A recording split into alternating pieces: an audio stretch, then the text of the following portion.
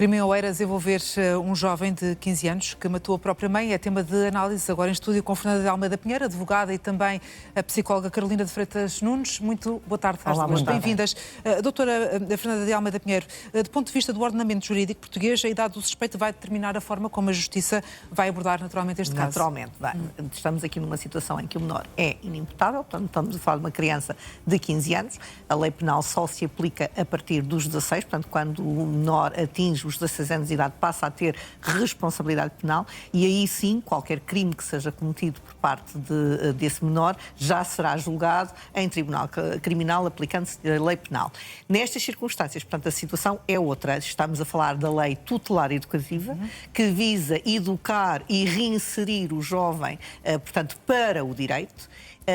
Pode naturalmente cometer crimes, como é aqui o caso. Vamos ver em que termos, não é? Mas isto é internamento em centro educativo? Sim, em centro educativo. Passa ou não. Ou seja, nós agora vamos ter que averiguar numa fase de inquérito, porque é exatamente como se estivéssemos a falar de um processo de crime, só que em vez de se passar no Tribunal Criminal, vai-se passar no Tribunal de Família e Menores. E, portanto, é através também da polícia, como é evidente, há uma fase de inquérito para averiguar, de facto, o que é que aconteceu ali. Não é? Todos nós acordámos com esta notícia de que a criança matou a mãe, mas, pelos vistos, há uma história por trás. Parece que haverá aqui também, não sei se aplica, uma espécie de legítima defesa. Isso é o que nós vamos ter que averiguar. Há aqui uma coisa que me parece que é essencial. O pai encontra-se detido por violência doméstica, o que significa que esta criança, à partida, é vítima, não é? E, portanto, eu não consigo compreender como é que esta criança está sinalizada, apresenta queixas contra a mãe e, portanto, nós ficamos de braços cruzados a olhar para isto e a acharmos que o menor é manipulador. Portanto, eu espero que esta criança tenha tido desde o início, mas provavelmente não é o caso, um advogado ao seu lado para ver o que é que se está a passar, pelos vistos não teve, e depois nós somos confrontados com estas tragédias. Portanto, frequentemente, no nosso país, e a doutora falará disso melhor porque é do ponto de vista psicológico, não é? Nós temos estas circunstâncias em que as crianças são vítimas, aliás, ele diz que fez isto para defender a própria irmã, vamos ver se assim é. O que não há dúvida nenhuma é que existe um historial de violência nesta família. Pois. E existindo esse historial de violência, aquela criança não só está exposta a formas de violência e isso tem um impacto na sua vida, como depois criminalmente vamos ver se será ou não responsabilizada perante tudo aquilo que se vier a apurar. Mas isto, respondendo à sua pergunta, é feito um inquérito, depois vai haver uma audiência no âmbito do processo de família e menores, portanto é feita uma averiguação pela magistrada judicial, que vier a ser nomeada, e pelo Ministério Público, tudo se conduz exatamente como se fosse na lei penal. Agora, temos é que ver aqui, e eu chamo a atenção, até do ponto de vista jurídico, porque isto é uma coisa que me choca profundamente. Vocês ainda há pouco estavam a mostrar até uma notícia que passa em rodapé daquele senhor que foi absolvido, não é? O guarda fiscal, que foi absolvido de um crime de violência doméstica e passado uns dias assassinou a mulher. Portanto, alguma coisa de muito errada se passa no nosso país na avaliação daquilo que são a fala das vítimas, não é? Portanto, se calhar não estamos a ter o critério de rigor que devemos e estamos constantemente a questionar a vítima, é manipuladora, pode não estar a falar a verdade, etc. E depois somos confrontados com situações destas, não é? Pois, exatamente. A doutora Carolina Freitas Nunes, de facto, nós, na primeira abordagem a este caso, o que tivemos aqui foi um jovem de 15 anos que matou a mãe e conseguiu, que horror, conviver com o cadáver durante 21 horas, na mesma casa, com uma menina de 4 anos também a assistir a todo este episódio. E depois vamos tentar perceber o histórico e encontramos aqui um quadro que, de certa forma, ajuda a encaixar todas as peças. Sim, de alguma forma, sim. Aparentemente, o que parece é que estamos a falar de um enquadramento familiar de violência. Uma criança que cresça numa situação de violência doméstica, naturalmente tem marcas. E depois estamos a falar numa idade, a idade dos 15 anos. Os 15 anos é uma idade que dificilmente tem um controlo, portanto, e então estamos aqui a falar mesmo do próprio desenvolvimento do cérebro. O cérebro ainda não se encontra totalmente desenvolvido. E os 15 anos estamos aqui a falar de uma dificuldade muito grande, principalmente na zona frontal, que nós dizemos que é o córtex pré-frontal, que é o que nos faz a parte social, ou seja, a gestão dos impulsos. Portanto, a dificuldade de gerir esses impulsos. E muitas das vezes, ou em contrariedades, ou em situações de alguma violência, têm dificuldade de gerir muito bem essas situações. Obviamente que, de uma conjuntura de violência doméstica e de verificar, portanto, tanto ele vivido com a mãe, com o pai, violência doméstica, e tendo visto a mãe ter este tipo de situações também com a irmã, naturalmente ele poderá ter algum tipo de situações. mas Mas de que alguma levam a forma... ficar, como se diz, correntemente de cabeça perdida.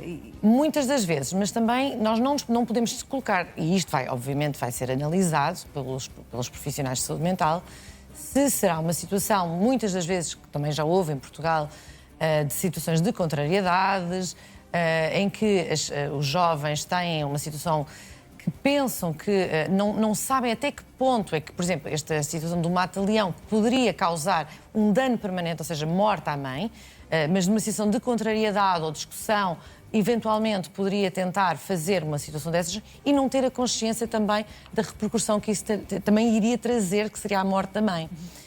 Portanto, aqui existe uma data de variáveis que têm que ser verificadas, até porque essas 21 horas que esteve a aguardar para alguém, para informar alguém que realmente também Isso estaria também morta, não tem uma leitura clara. Poderá ter sido por algum lado medo, poderá choque... ser medo, choque e muitas das vezes também de preparar uma narrativa. Obviamente, como eu digo, estamos aqui a colocar várias posições e isto é uma situação que nunca poderá ser tirada de parte e, obviamente, que a polícia terá isso em linha de conta. Claro.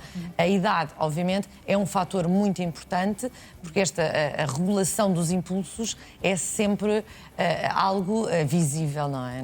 Nestes jovens. No meio disto tudo, não podemos esquecer aqui esta criança de 4 anos, doutora Fernanda Almeida Pinheiro. Como é que funciona o estatuto de vítima especialmente vulnerável para esta menina e de alguma forma, se o testemunho desta criança tão jovem, tão tenra idade, terá algum peso na reconstrução do crime? Ter, porque para crianças desta idade e às vezes até mais novas são ouvidas pelos técnicos para saber o que é que conseguem E são apurar. validados esses testemunhos? Claro que sim, sim. Apesar dos 4 anos? Sim, são ouvidas até muitas vezes para memória futura, portanto no âmbito do processo eu já assisti a audições para memória futura de crianças de 2 anos em casos de violação, em que a criança dizia claramente o que é que se tinha passado, não foi com ela diretamente, mas foi com uma irmã, e ela conseguiu prestar o seu testemunho dizendo que o pai era mau, etc. Portanto, estas coisas são feitas em termos técnicos. Eu aqui gostava de voltar a sublinhar uma coisa que me parece absolutamente importante. Esta criança pediu socorro. E pediu socorro às instâncias próprias, não é? Eu tenho aqui um problema, não é habitual uma criança de 15 anos dizer eu quero ser institucionalizada. Portanto, a mim parece-me que qualquer técnico perante esta situação... Mas também é estranho, porque, em princípio... Não é isso que uma criança quer. E quando pede para acontecer é porque algo de grave, de facto, está a passar-se na sua vida. E daí eu ficar surpreendida com uma sinalização. Repare, eu não conheço o processo, não faço ideia nenhuma, mas o que me parece é que quando uma criança tem uma atitude destas, de pedir ajuda e de dizer eu estou a correr perigo, e, portanto, eu preciso sair de casa porque está a acontecer alguma coisa muito grave. Dá-se ao trabalho de gravar discussões que tem com a mãe, que são completamente desvalorizadas. Portanto, não faço ideia do teor das discussões, mas a verdade é que neste momento estamos perante uma tragédia. E eu não posso deixar de sublinhar que, de facto, nós temos, e um dos problemas que nós temos na nossa justiça tem a ver com a credibilização das vítimas. Acabou de falar sobre o depoimento de uma criança. É evidente que o depoimento de uma criança de 4 anos tem todo o valor, porque ela consegue, os técnicos conseguem avaliar um conjunto de coisas do ponto de vista psicológico, se a criança está a falar a verdade, se não estava, se é consistente no seu discurso. Nós conseguimos perceber isso mesmo. E mais ainda com uma criança de 15 anos. Não é normal este tipo de situação. E eu estou surpreendida com isto. E por coincidência, na altura em que estamos aqui a falar, a Polícia Judiciária emitiu um comunicado que já estamos a ver no ar e que, no essencial, fala deste crime e dos contornos, as circunstâncias, sobretudo. Vou destacar o ponto em que a Polícia Judiciária diz neste comunicado que o contexto que levou à ocorrência do crime está relacionado com eventuais maus-tratos físicos e psicológicos mantidos pela vítima em relação aos 2 filhos. Portanto, era um bocadinho aquilo em linha com aquilo que estávamos aqui a falar em estúdio, na análise que estava a ser feita quer pela doutora Fernanda de Almeida Pinheiro, quer pela doutora Carolina de Freitas Nunes. De facto, aqui este contexto acaba por ser alterado em relação à doutora Carolina de Freitas Nunes. Sim. Em relação à primeira abordagem, o que é que leva as instituições que fazem esse tipo de avaliação e com os riscos que podem correr quando consideram que esta criança é manipuladora e por isso não dão uma validade às denúncias que faz e à vontade, neste caso, de querer ser institucionalizada? Isso é uma situação muito grave e, de facto, aqui verificamos, e com certeza se foi emitida esta declaração da Polícia Judiciária, com certeza foi ouvida e esteve com profissionais também de saúde mental a criança mais nova e foi verificado que existia maus tratos. E, de facto, estas situações, infelizmente, ainda continuam a acontecer. Existe uma desvalorização também de todo, e como tinha dito também a doutora, relativamente às vítimas, uma grande desvalorização das vítimas, porque nós vivemos numa sociedade, infelizmente, em que os jovens, e existe realmente essas situações, e que nós tínhamos referido, que existe uma imaturidade, existe essa situação. E devido a essa imaturidade, muitas vezes os adultos são tidos mesmo como a pessoa que realmente tem a razão. E muitas vezes são desvalorizadas essas pessoas, até porque, se nós formos até perguntar a vizinhos, muito provavelmente a opinião que têm da mãe, até se calhar poderia ser uma pessoa que não tinha este tipo de portanto, manifestações de violência perante os vizinhos. Isto é habitual, nós vemos isto em clínica todos os dias.